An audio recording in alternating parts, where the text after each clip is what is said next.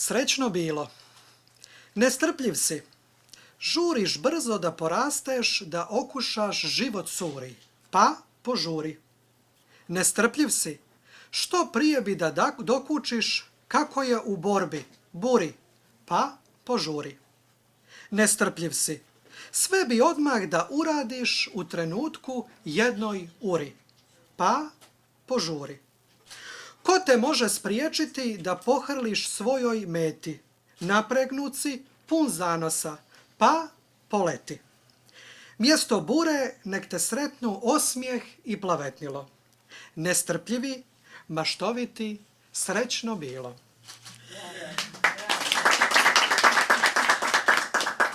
Kako i priliči, ovo posebno i naročito veče otpočinjemo stihovima Dušana Đurišića, koji je bio dugogodišnji predsjednik Udruženja crnogorskih pisaca za djecu i mlade i glavni i odgovorni urednik časopisa Osmijeh.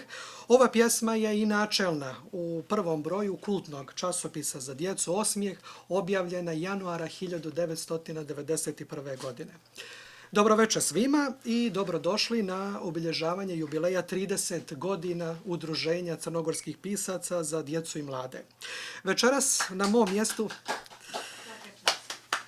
trebala je da sjedi gospođa Slavka Klikovac, potpredsjednica udruženja, ali zbog zdravstvenog momenta, bila je čak u bolnici, u posljednji čas je otkazala, nije u prilici da prisustvuje događaju, želimo joj brzo ozdravljenje, tako da ću večeras ja preuzeti ulogu moderatora. Moje ime je Branko Vuković, član sam udruženja crnogorskih pisaca za djecu i mlade i član redakcije časopisa Osmijeh. Da vas srdačno pozdravim u ime udruženja, članova udruženja, predsjednika Žarka Vučinića, koji je trenutno u Beču, ali će vam se obratiti video porukom. Da pozdravim učesnike, uvaženu profesoricu Svetlanu Kalezić-Radonjić i Dragišu Jovovića, dugogodišnjeg bivšeg sekretara Udruženja crnogorskih pisaca za djecu i mlade. Da pozdravim drage goste, posebno porodice Đurišić i Ratković.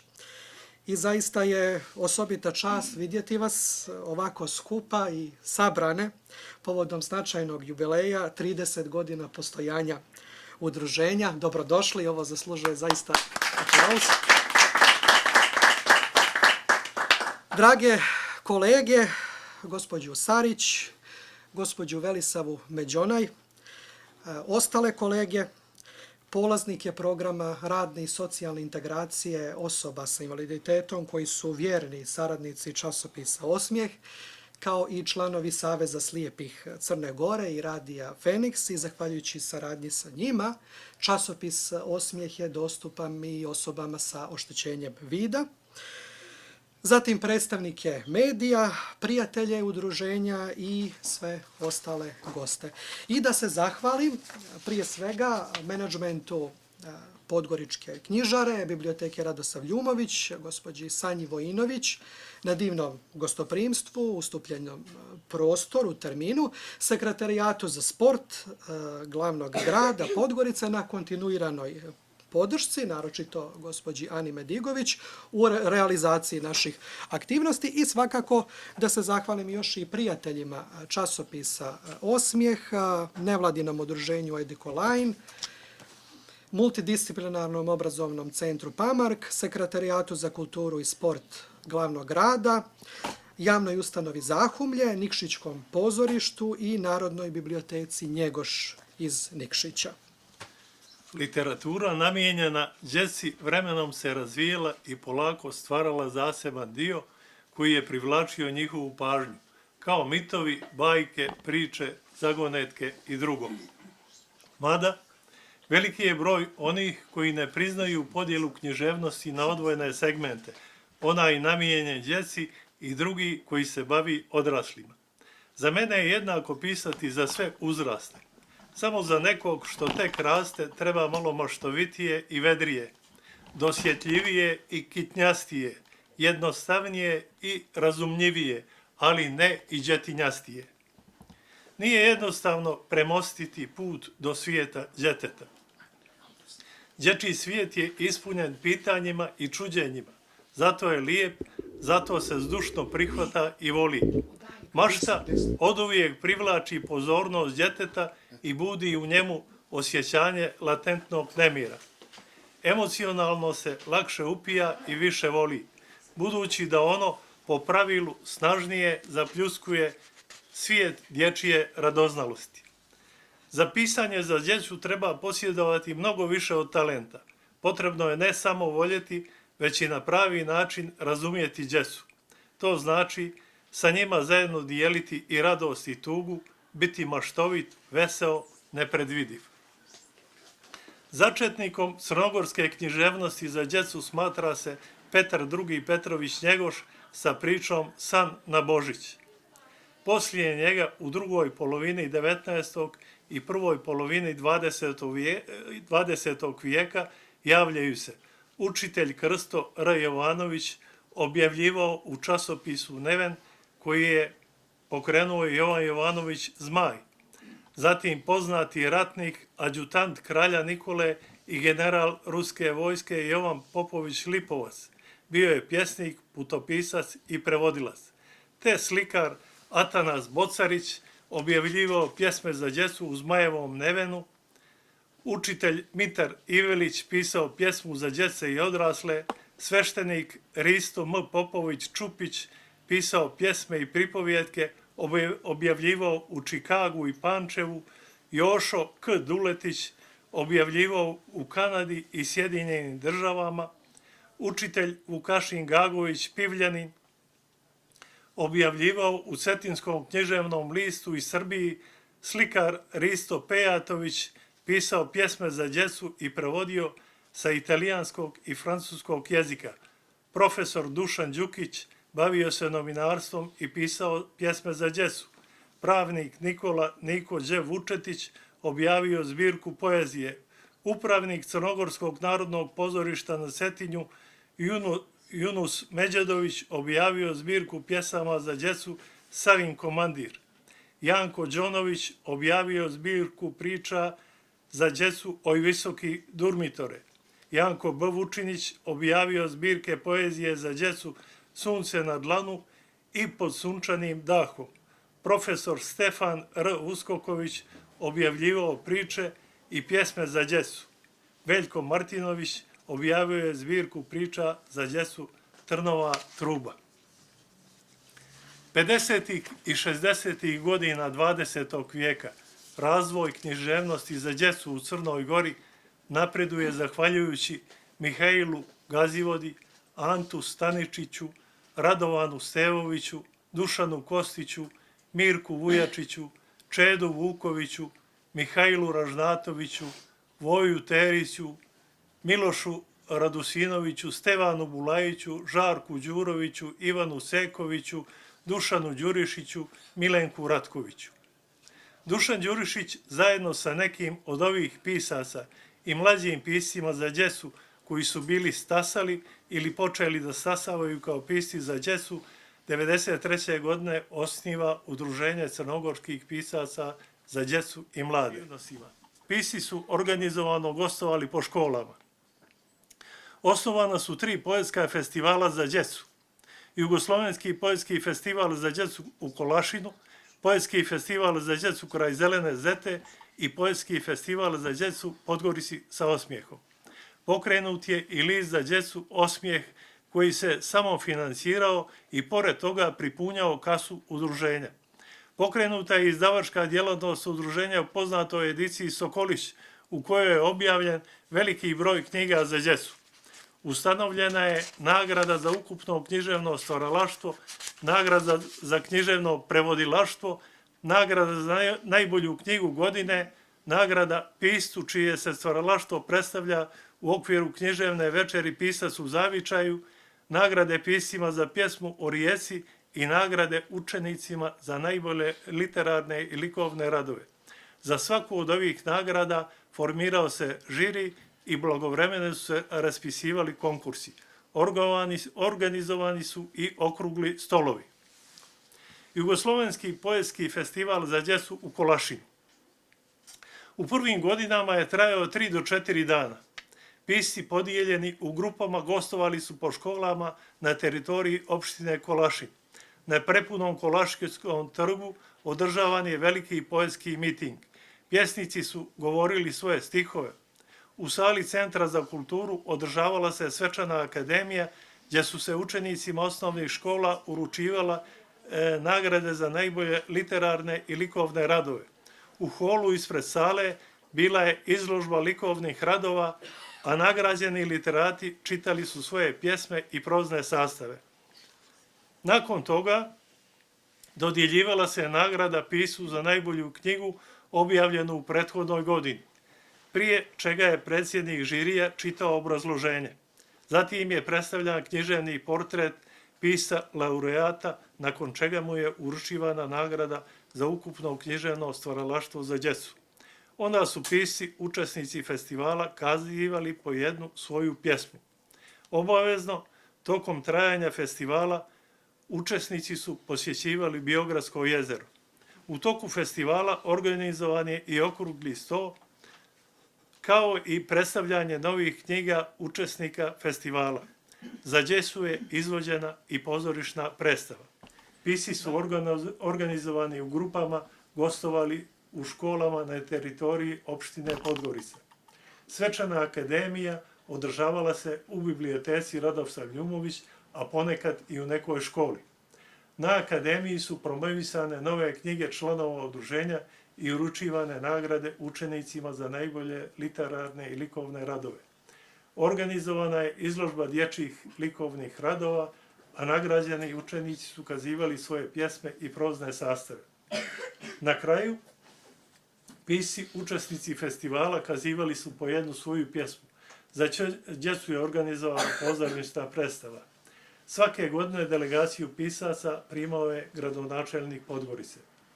Na festivalu su učestvovali Žarko Đurović, Ivan Ceković, Dragan Radulović, Milenko Ratković, Dušan Đurišić, Vojislav Ulonović, Luko Paljetak, Dobrisa Erić, Ibrahim Bejraši, Jovo Knežević, Dragiša Lejovović, Milutin Đuričković, Duško Trifunović, Pavle Janković Šole, Goran Rakočević, Branko Banjević, Bogoljub Velimirović, Vuko Darmanović, Janko Vujsić, Slobodan Vukanović, Dragiša Đurović, Rajko Kalezić, Komne Bulatović, Pero Vujetić, Mijuško Dakić, Rajko Joličić, Savo Kadović, Mišo Korać, Velimir Alević, Mirjana Rajević, Gordana Sarić, Katarina Ulić, Perivoje Popović, Veselin Rakčević, Momir Sekulić, Ana Spasić, Božidar Filipović, Peko Šoć, Zorka Avramović Šordašević, Milorad Lekale. U festivala književni susreti u Nikšiću i Ratkovićeve večeri poezije u Bijelom polju, pisci su za djecu uzimali su značajno učešće, a povremeno i u okviru festivala i najviše članova. Šta se desilo što su aktivnosti udruženja slabile? Gasili se festivali ili za djecu osmijeh, kompleksno je pitanje i treba dosta vremena da se analizira i objasni. Pomenut ću samo, po mome mišljenju, neke od uzroka. Nestajanje i starenje članova udruženja, nedostatak mladih pisaca, nedostatak financija, gašenje i ostalih listova za djecu, Kolo izlazilo u Nikšiću i Slovo koje je pokrenuo Dragan Radulović, čijim odlaskom nestaje dječji program televizije Crne Gore, što se itekako osjetilo u crnogorskoj književnosti za djecu. Gašenjem podliska za djecu u pobjedi, zatim pojava interneta i sl. Uzajamna upućenost književnih stvaralaca i publike pretvaraju festivale u radionicu lijepog pisanja i govorenja i afirmiše prijateljstvo, ljudskost i humanizam, a nagrade predstavljaju podstrek za dalje stvaralaštvo, ujedno i smjelije traganje i poniranje u tajne književnosti. Na kraju ću da kažem, dobro je što su mladi pisci kao Branko Vuković, Žarko Vučinić i drugi obnovili rad udruženja i lista Osmijeh. Želim im puno uspjeha u daljem radu. Hvala. Čuvenu Dušanovu pjesmu Veliki kapetan. Veliki kapetan. Veliki kapetan Dušan Đurišić. Od danas ja sam zapovjednik na brodu Queen Ruši i ne dozvoljavam više da me u 8:30 strpate u krevet. Kapetanu nije potrebno reći operi uši. On zna kad će se umiti i kad će na počinak ići, njemu treba s poštovanjem i pozdravom prići. Kapetana slušaju svi mornari na brodu, posada cijela. Ja mislim, svakoga dana on jede voće koje poželi i hoće i njemu sigurno ne sipaju u tanjir neka dozla ga neukusna jela. Kapetan odabere ono što mu najviše prija, ono što mu je milo. A kuvar ima da kuva, a ne da gunđa i iznosi šta bilo. Od danas, ma kako bilo hladno, i ja ću na ulicu. Recite, zar se kapetan džuva dok bura morem duva, da ne nazebe i da ne dobije tamo nekakvu kijavicu? Kapetan zna šta radi, gdje će kuda ići, njemu treba s poštovanjem i pozdravom prići.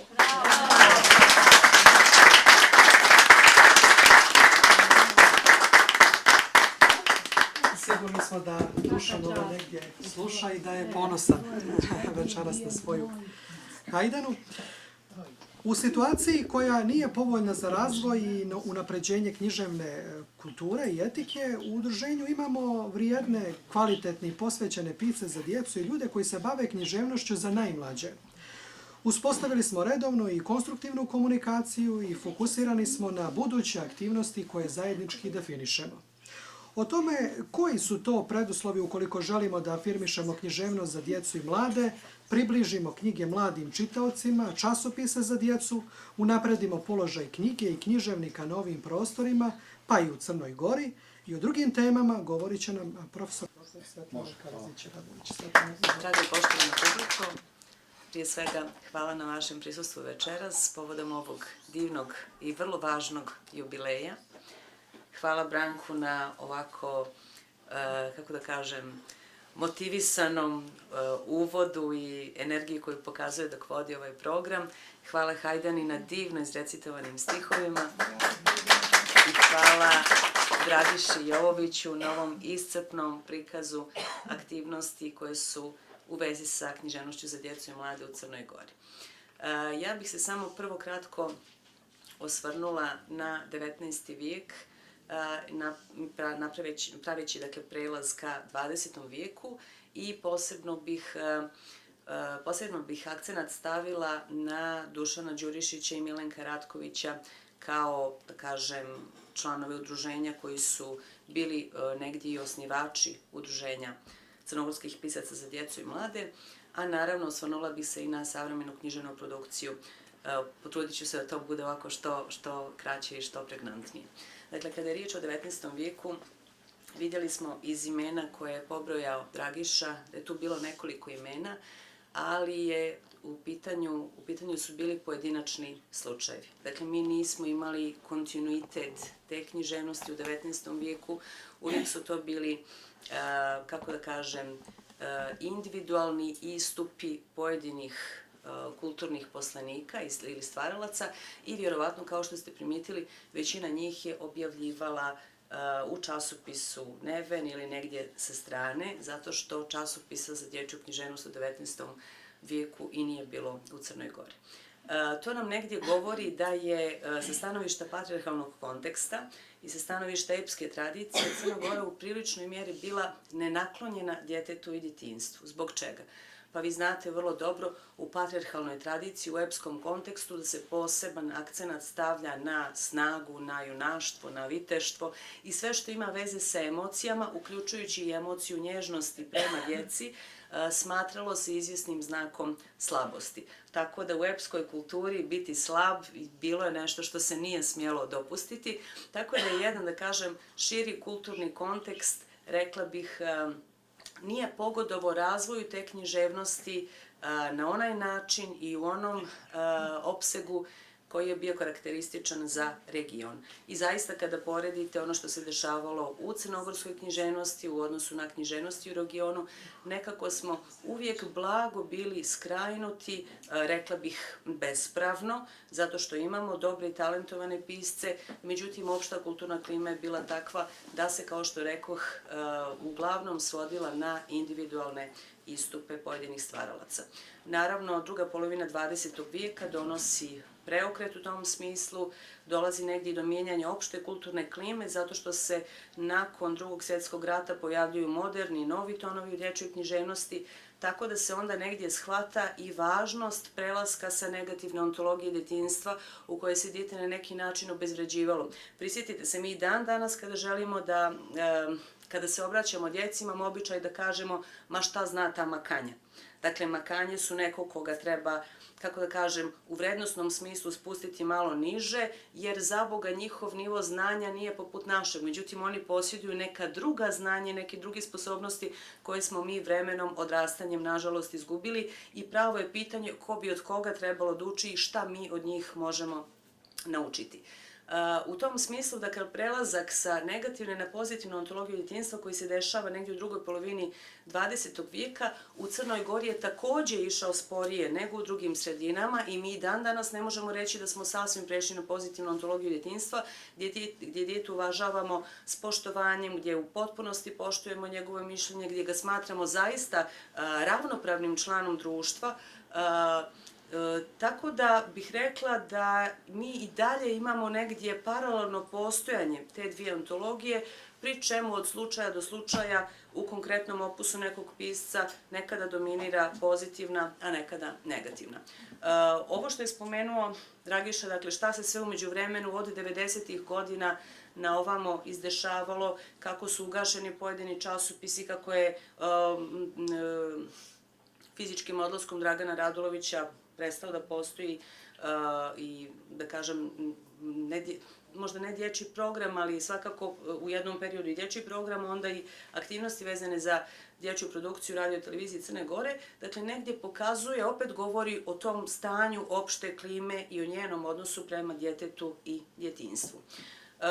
Što se tiče sadašnjeg trenutka, morala bih spomenuti samo jednu stvar, da je vrlo simptomatično da Udruženje crnogorskih pisaca za djecu i mlade se osniva 1993. godine. Dakle, u vrijeme najveće krize na ovim prostorima mi ovdje imamo nešto lijepo, nešto važno, nešto što pokušava da stavi akcenat na jedan drugi aspekt realnosti, dok oko nas bijesni rat, dešavaju se užasne stvari krvoprolića, tako da negdje mislim da je trenutak u kojem se osniva udruženje posebno važan i da je negdje pokušao da uspostavi jednu drugačiju protivtežu tadašnjoj, u izvjesnom smislu čak i tragičnoj realnosti koju smo živjeli.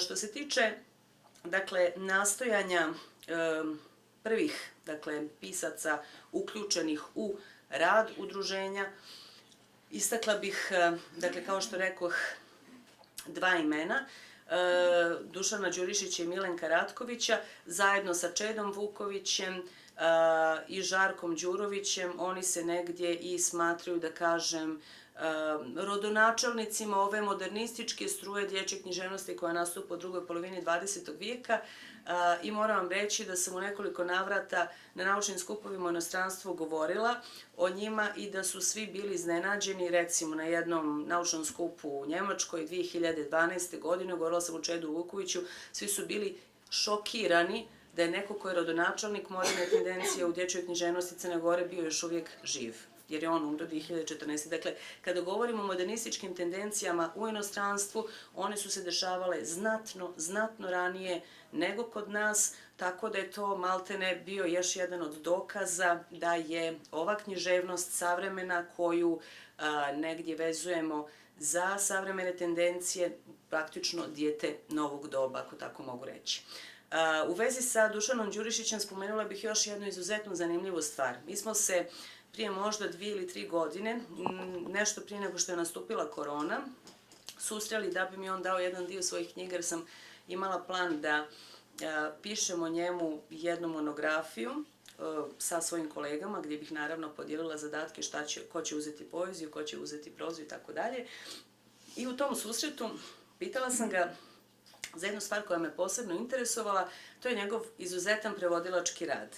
Dakle, ako je neko uradio nešto za ulazak, kako da kažem, za dosluh sa stranim književnostima u Crnoj Gori, to je bio Dušan Đurišić. I vrlo me je zanimalo na koji način je on uspio da dođe da obezbijedi prevode sa ruskog, sa rusinskog, sa ukrajinskog, sa engleskog, francuskog, njemačkog, čak i sa nekih manjih jezika za koje ne možete pretpostaviti da, recimo, ima mnogo veze sa slovenskim kulturnim krugom ili sa Crnom Gorom. I on mi je rekao da je imao sledeći sistem: da bi pronašao, recimo, dijelo ili pisca, raspitao bi se o tome, o njegovoj vrijednosti, pronašao bi neko ko mu to može bukvalno prevesti i onda je molio tog prevodioca da mu broji i slogove, dakle koliko svaki stih ima slogova, i onda je on to prepjevavao. Kada sam ga pitala, pa dobro, jeste li imali neku vrstu podrške u tome? Ne. Dakle, sve je bilo isključivo njegov individualni projekat. Za svaki prevod je platio iz svog džepa, a prepjeve je radio isključivo sam, pro bono, dakle, eventualno kasnije, dakle, i još se trudeći da obezbijedi novac za štampanje tih knjiga i za njihovu distribuciju u Crnoj Gori. Želim, dakle, da kažem da je, recimo, u tom konkretnom slučaju vi imate izuzetno pregalaštvo jedne pojedinačne osobe koju mi danas spominjemo u vezi sa magistralnim tokovima dječje književnosti, u vezi sa, kako da kažem, tendencijama koje su negdje obilježile modernitet u ovoj sredini, pri čemu je to bio njegov lični projekat. Dakle, da je sreće, to je trebalo da bude drugačije postavljeno, da tu postoji puna podrška i da se takve ideje koje su se pojavljivale promovišu i podržavaju, ali da je to bio samo slučaj sa Dušanom Đurišićem, lako bismo, nego je to bio slučaj sa svim ostalima koji su pomjerali granice dječje književnosti u Crnoj Gori. Sa druge strane, Milenko Ratković je neko ko je posebno, da kažem, bio zastupljen u čitankama. Mislim da je to i najzastupljeniji pisac u čitankama u Crnoj Gori, a meni je posebno bilo zanimljivo i to što se i on sam istakao kao autor čitanki.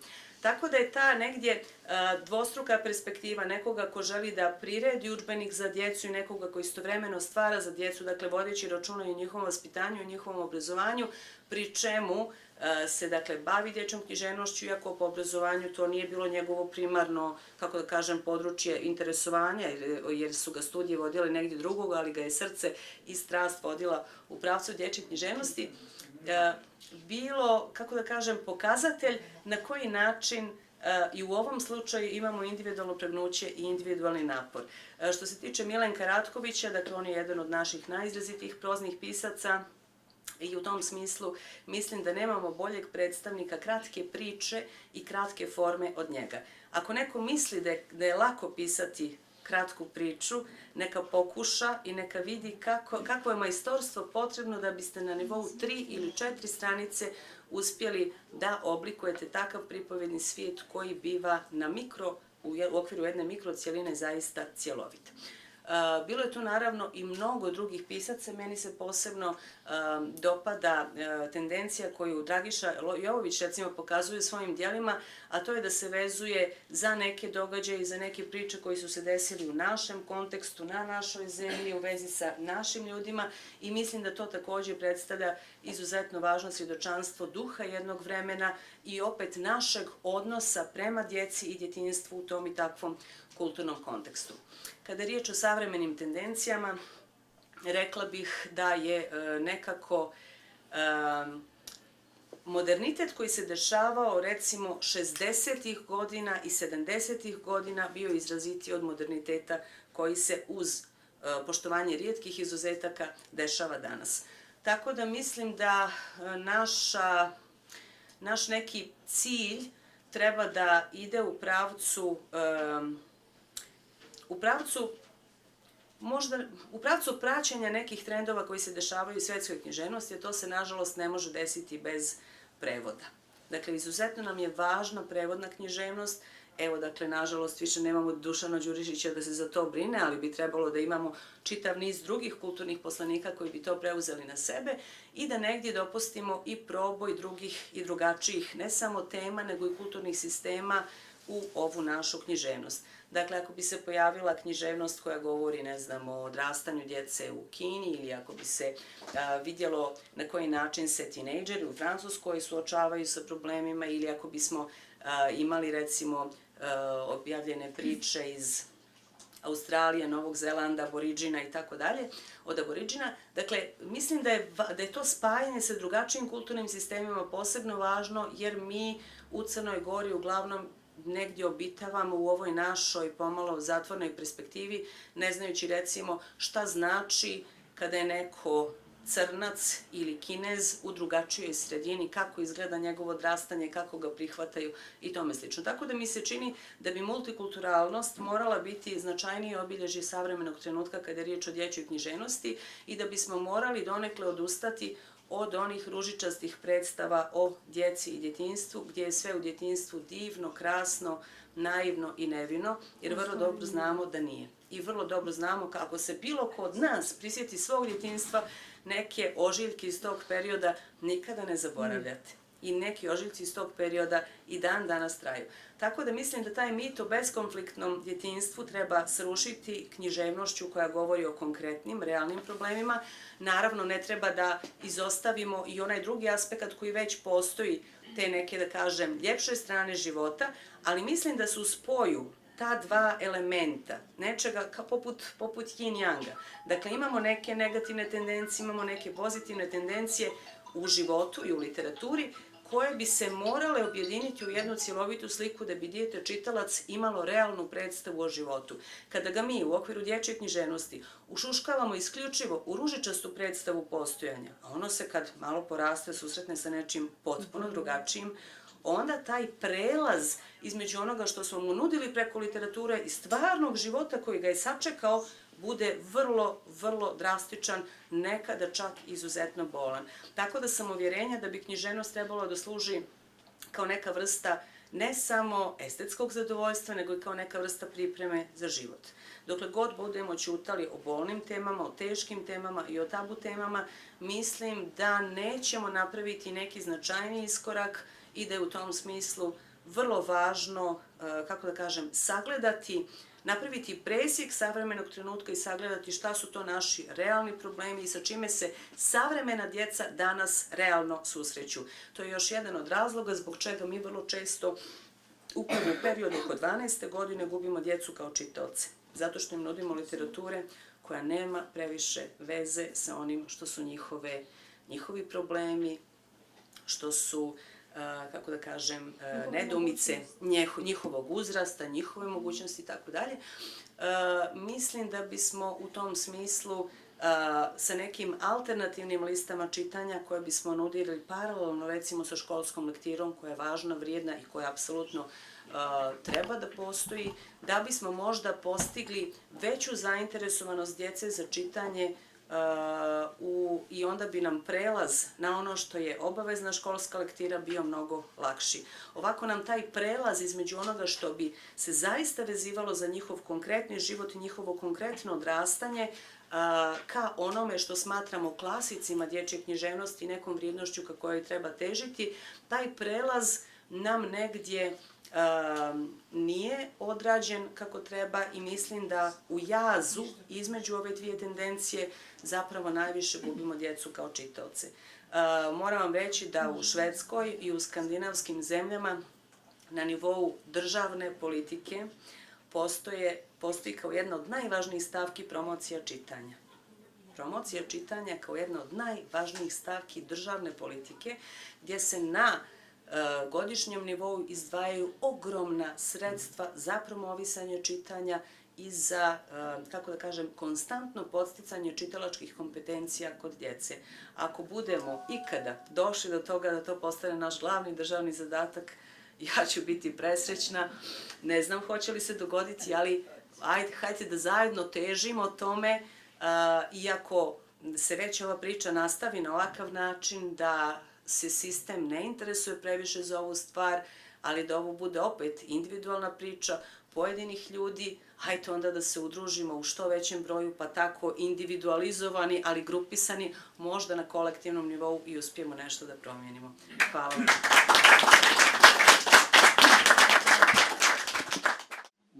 Dobroveče, uvaženi prijatelji.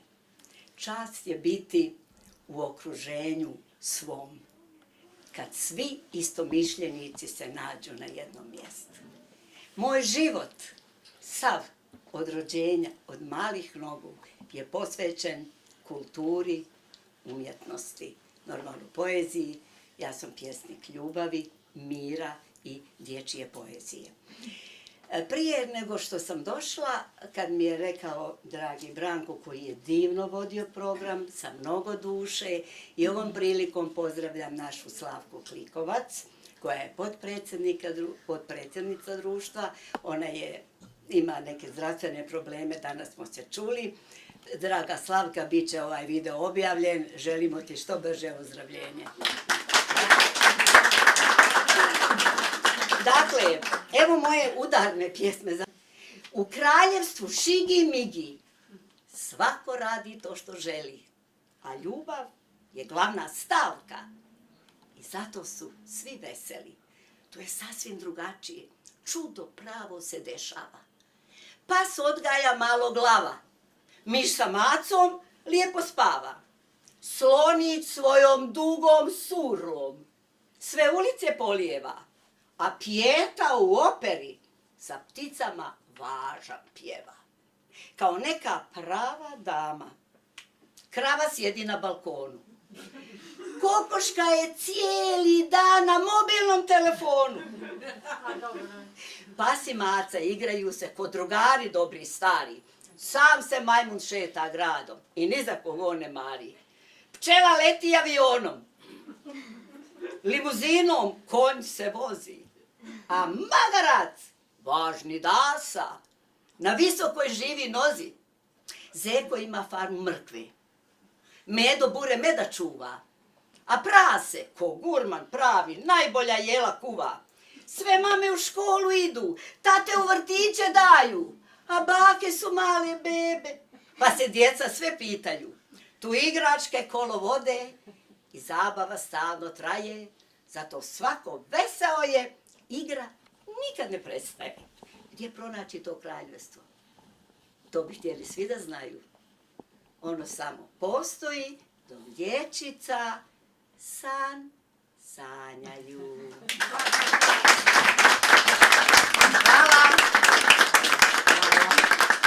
Hvala.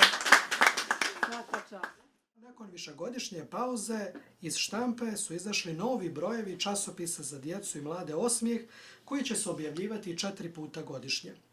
Pomenuti časopis udruženja izlazio je u kontinuitetu od 1991. do 2004. godine sa ukupno 95 brojeva. Izabran je novi redakcijski tim u sastavu Blaga Žurić, Svetlana Kalezić-Radonjić, Velimir Alević, Dejan Đonović, Velisava Međonaj, Ilija Nikčević i Branko Vuković. Glavni i odgovorni urednik časopisa je magistar Goran Radojičić. Krajem prošle godine obilježili smo još jedan značajan jubilej, izlazak 100. broja časopisa za djecu Osmijeh. Cilj publikovanja lista Osmijeh jeste da se stvori što širi korpus tekstova književnika za djecu i djeca umjetnika, čime će se obezbijediti kvalitet časopisa i afirmisati stvaralaštvo za djecu i dječje stvaralaštvo. Svemu navedenom poseban ritam daje i diktira predsjednik Udruženja crnogorskih pisaca za djecu i mlade Žarko Vučinić, koji je za večeras pripremio i poslao video izjavu. Pa da je poslušamo. Udruženje crnogorskih pisaca za djecu i mlade baštini tradiciju dugu 30 godina u negovanju i promociji književnosti za djecu, okupljajući nadarene pisce svesne da se bave odgovornom i divnom misijom. Da li je danas biti pisac, a posebno pisac za djecu, teško? Čini mi se da jeste, ali ovo je jedan od najplemenitijih poziva od vekada. Vremena se menjaju, ali ne i uloga pisaca za decu. Oni su nezamenljivi borci za rasplamsavanje mašte i kreativnosti kod mališana. Ponosan sam što sam deo tima koji, čini mi se, ima i sluha i privilegiju da uči decu da budu ne samo čitaoci, već i ljudi, te da postičemo empatiju koja nam se negde zaturila u ovim modernim vremenima. Crnogorski pisci, okupljeni u udruženju crnogorskih pisaca za decu i mlade, već 3 decenije učestvuju u vaspitavanju najmlađih, nudeći im stihove i proze, pesme i priče, postičući ih da kroz bajkovit svet knjige otvore nove vidike gde se istinske vrednosti slave. Sve to će se tokom odrastanja nadograditi u znanje, a to je ono od čega jedno društvo raste i razvije se. Na temeljima osnivača udruženja, Dušana Đurišića, Milenka Ratkovića, Čeda Vukovića i drugih sjajnih ljudi, neki novi pisci kroz ponovno pokretanje časopisa Osmijeh, njegovu digitalizaciju, uspostavljanje savjeta za mlade pisce i brojnim druženjima sa đacima pokušat će da prenesu magiju knjige. Jer dobra književnost je svet za sebe i svet po sebi i ne trpi bilo kakve okove i on uvek pobeđuje. Ali ne dobijaju samo deca, već i mi pisci. Mi pišemo iz razloga što nam se dopada kako deca gledaju na svet, jer nema bogatije slike sveta od one kako ga deca vide. I zato je pisanje za njih merak, a ja sam siguran da će se moje kolege po peru složiti sa mnom, da kada se stvara iz ljubavi, to je najveći čin davanja sebe drugima. Na kraju, verujem da će Udruženje crnogorskih pisaca za decu i mlade i u buduće obogatiti odrastanja malih, velikih ljudi u našoj divnoj zemlji. Srdačan pozdrav. Tara. Kroz moj zavičaj prodiče rijeka Tara, lijepa, bitra i plava, preliva se na mjesečini u boji dragog kamena. Tara je brza i čista, bez smeća i papira, zato je ona svakome draga, privlačna i mila. Želja. Imam jednu želju, ne pričam je nikom, o društvu ću je reći sa radošću velikom. Mir svakome želim, tome se veselim, mir svakome treba kao parče hleba. Bježimo od rata, to je pravi zločin. Uvijek će biti, zločince ne volim, to ne mogu kriti. Mir ja samo želim, to mi duša želi i željeće vazda, ko pametno misli, neka bude gazda. Imam jednu želju, ne pričam je nikom, s vama ću je podijeliti sa radošću velikom.